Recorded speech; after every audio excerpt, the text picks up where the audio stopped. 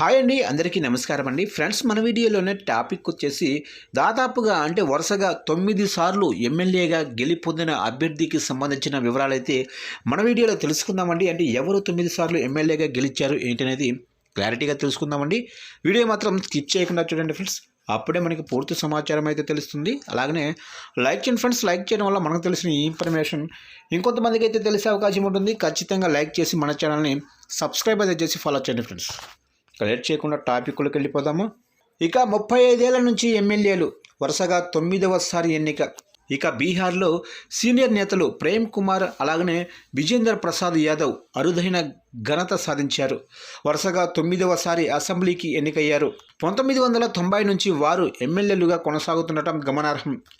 తాజా ఎన్నికల్లో గయా టౌన్ నుంచి 26,423 ఓట్ల మెజారిటీతో ప్రేమ్ కుమార్ గెలవగా, సూపౌల్లో 16,448 ఓట్లు అత్యధికంతో జితేంద్ర గెలుపొందారు.